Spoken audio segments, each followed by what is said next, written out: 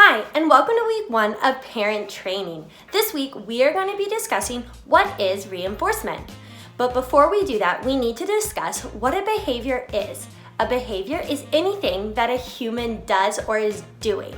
I want you to take a second and think about all of the behaviors that your child does. Think about the good ones that you would like to see happen more often and the bad ones that you would maybe like to see decrease in frequency. How do we decrease those behaviors or increase behaviors? And that is where reinforcement comes in.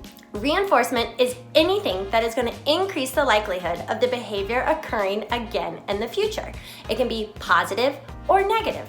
Some common positive reinforcement items are receiving a sticker, tickles, getting chocolate, maybe watching TV, or getting iPad time.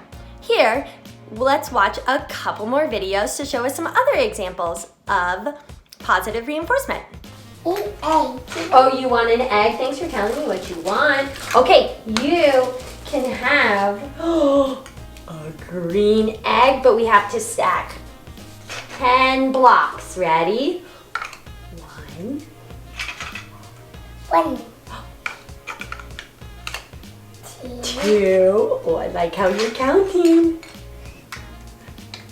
8. 9. Oh! Let's go picking it back up. Oh. There's 9. 3.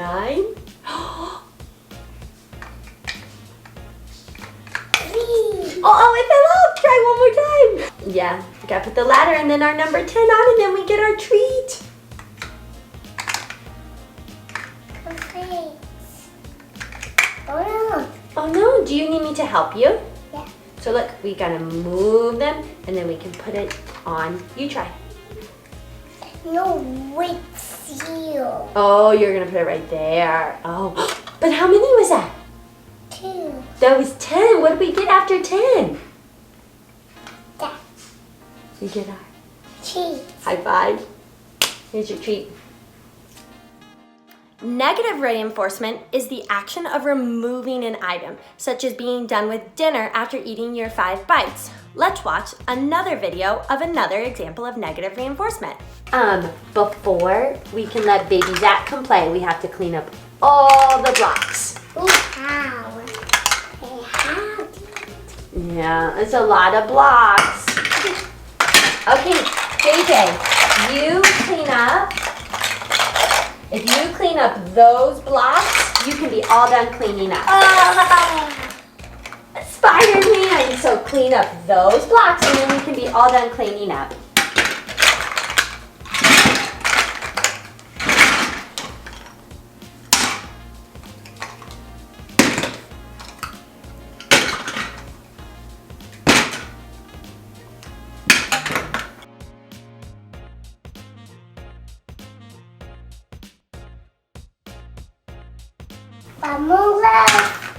You're right, you're almost done and then we can be all done cleaning.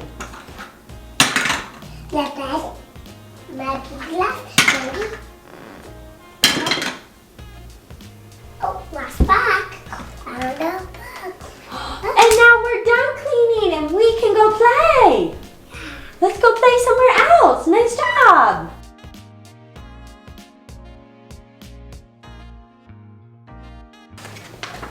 Do you want to keep reading? Or are you all done? I'm done. Okay, we have to read 3 more pages and then we can be all done.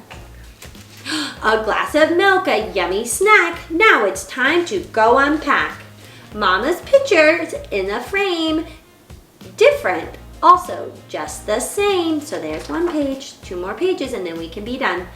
Take out socks and pants and book. Put the jammies on the hook. Feeling strange away from Mama. Oh no! Where is Fuzzy Llama? 1 more page and then we can be all done reading. Llama dear, are you okay? Llama doesn't want to stay. Okay, we can finish reading the book later. We can go play now. Yeah. Let's go play. That was a good job letting me finish reading. How do we figure out what our child is reinforced by? Well, we run a preference assessment. A preference assessment is a structured method used to identify highly preferred activities or items that keep our motivation levels high within our children.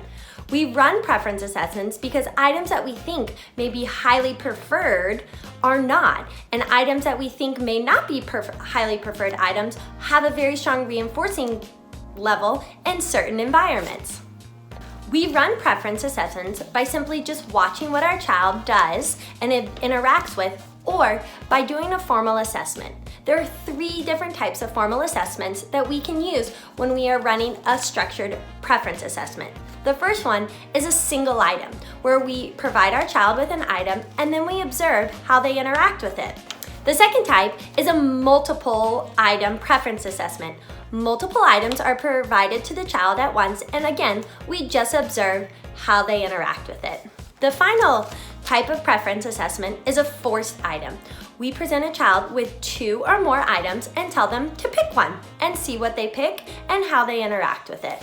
I now want you to think about what top 5 reinforcers may work for your child. What about you? What are your top 5 reinforcers? I know mine would be ice cream, taking a nap, being able to sleep in, going on vacation, and money to get paid for my job. Now take a second and write down yours.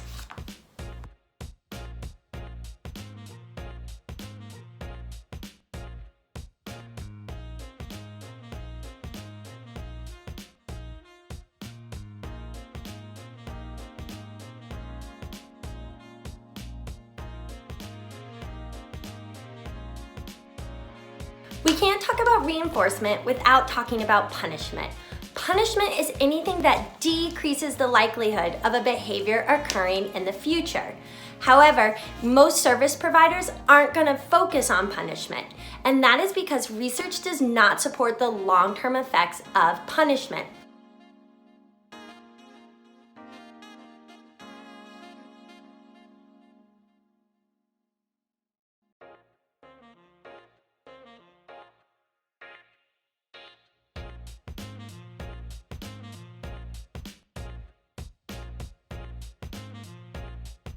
Now that we've talked about reinforcement, we want to make you one of your child's top reinforcing items. We do this through a process called pairing.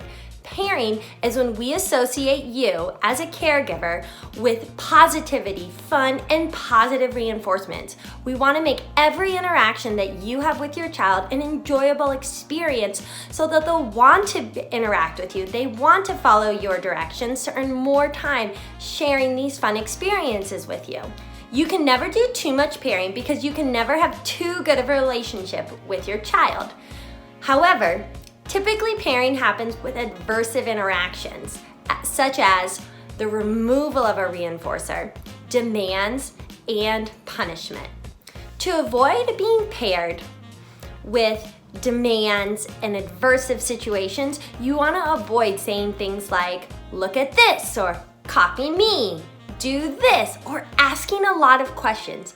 Instead, you want to focus on noticing and naming what your child is doing, sitting next to them, smiling at them, giving them verbal praise on what they're doing.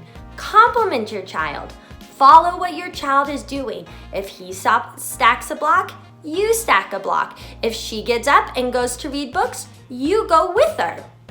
Also, you want to stay flexible. If they're changing their interests very quickly, that's okay. And finally, you want to pretend that you're a sports commentator. You should be narrating what's going on. If you think you're talking too much, you're hitting it right on the top. So, remember, reinforcement is anything that can be used to increase the likelihood of a child's behavior occurring again in the future. It can be tickles, it can be hugs, it can be ice cream, it can be iPad time. Whatever gets your child to be more motivated to do that certain behavior in the future. You can figure out what's motivating your child by simply just watching what they play with regularly without any demands. And also, you want to try to pair yourself with those highly preferred items through the process of pairing. I encourage all of you to try to include 5 minutes of pairing with your child into your daily routine. This should be a fun experience where you and your child are having a good time together. You're talking, you're interacting. No demands are being placed on you or your child. Just have fun. I look forward to seeing you guys next week, ready to soar with playing. Bye.